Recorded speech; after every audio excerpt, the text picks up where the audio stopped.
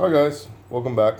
Um, I'm doing a post-game, post-dungeon video. This one should be pretty short. I just completed the second mission of the Rising Dead campaign. I'm going to be going on to the third. I'm just going to nail that campaign out. I didn't realize, I knew that the first mission of the Rising Dead campaign was like a tutorial mission. I didn't realize the whole campaign was really supposed to be your introduction to the game. So I just did the first intro mission, and then I was just doing a bunch of random missions, which were a lot harder. And then coming back and playing that second mission was significantly easier than what I was used to. So anyway, after the mission, I ended up with 3,340 experience, 1,072 gold, approximately, and some equipment.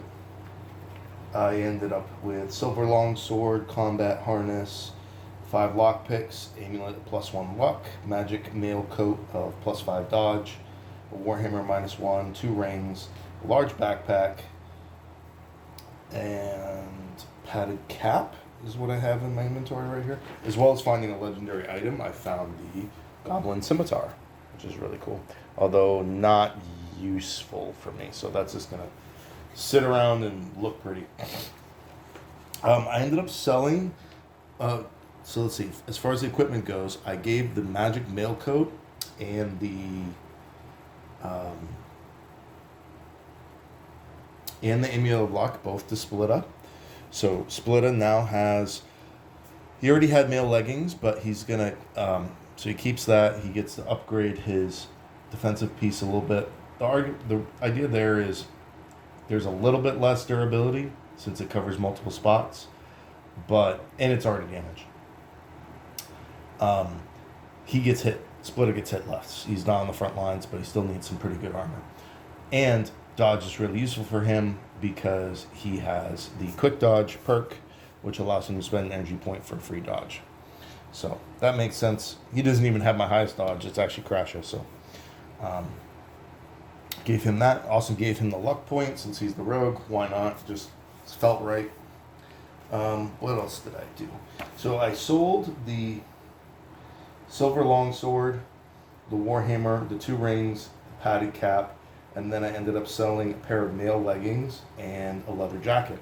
So I also took his mail coat that he had and flipped that over to Brightstar, replacing his leather jacket. I then bought a padded jacket and leather bracers.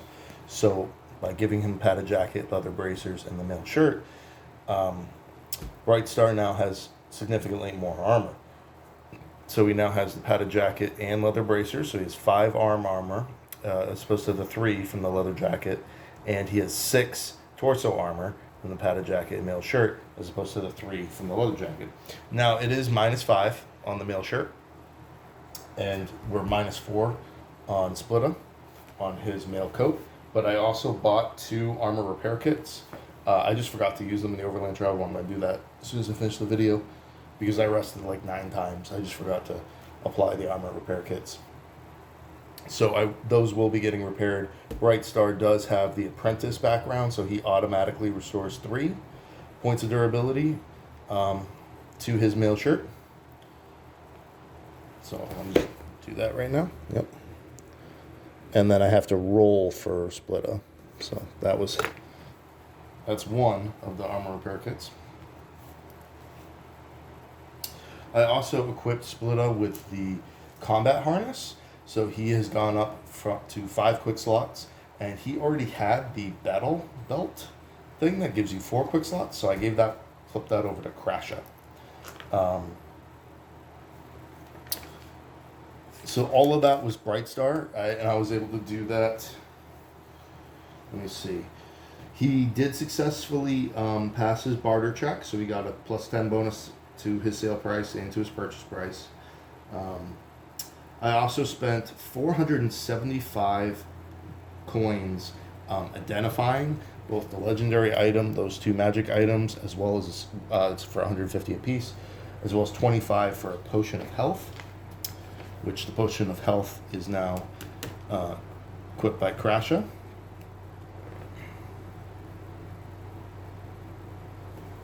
I also bought Choppa went to his guild and purchased 2 shoulder pads. So 1 each for himself and for Crasha. So that upgraded Crash's torso defense to 5 and Choppa's to 7, but 5 on his sleeve mail. And he also bought 2 painkillers, which is what I just put in their quick slots. Painkiller is an item that only can be bought by fighters and or warriors and barbarians, and it allows them to basically ignore. It costs 50 coins, and they can use it during combat for 1 AP. They can eat it, and it will allow them to ignore wounded status for the rest of the battle. So they get brought down to 1 action point, and then they eat a painkiller, and it allows them to power through and fight like normal until the end of the battle. They get re-wounded again, unless they've been healed, and then you can rest after the battle. So it's a super useful item.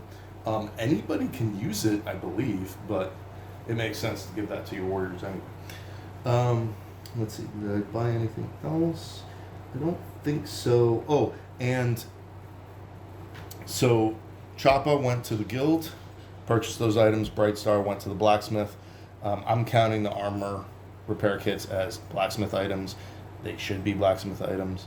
It kind of looks like they're from general store, but they totally make sense as being at the blacksmith, so I'm not going to create a whole second day just for that. Splitta went to his training guild and trained, and he paid 300 coins to get a +3 bonus to his combat skill. So his combat skill jumped from a 54 to a 57, which is awesome. I also had a large backpack. I forgot about that. Which I equipped on Crasha. He was the only one that didn't have a backpack. So he now has a -15 modifier to his dexterity, but he got a +25 to his encumbrance, putting him at 87 max encumbrance. So at this point, Crasha has a large backpack, Brightstar has a huge backpack, and both Choppa and Splitta both have medium backpacks. So they all have encumbrance bonuses, which is really nice. Encumbrance really isn't an issue for me. So yeah.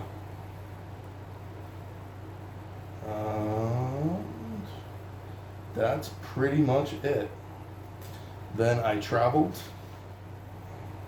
Yep, they spent the night at the inn. They were successfully healed. Their sanity was successfully restored. I didn't change. I didn't.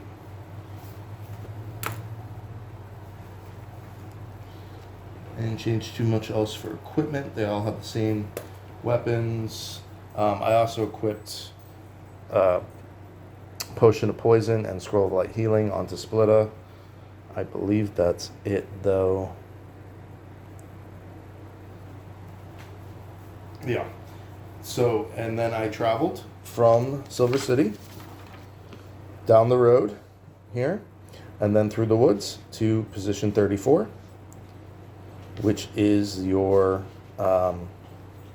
location for Quest 3 for the Rising Dead campaign. I did not roll any events during the time.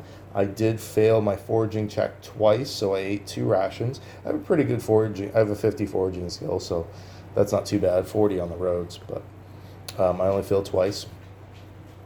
And I did successfully harvest ingredients, I believe 3 times. So I got some plants for alchemy, and I did brew a single potion with, it took me 2 tries, but using nightshade, shambler leaves, and fir gets me a standard dex potion. So I now have a recipe for a weak dex potion and standard dex potion, although I don't particularly consider that a particularly useful stat potion. But yeah, maybe it will be later on. I don't know. And I think that's it. I don't have any real trouble keeping my sanity up over multiple rests because I have the loot, and yeah, I still have 11 rations and several bandages, and I now have potions of cure. I have 3 potions of cure poison, potion of cure disease, and a health potion. So I'm starting to get a decent little inventory stockpile built up. And for the next mission, we're doing White 34, and we're going up against bandits, and I'm excited. All right, guys. Thanks for watching, and check you out in the next video.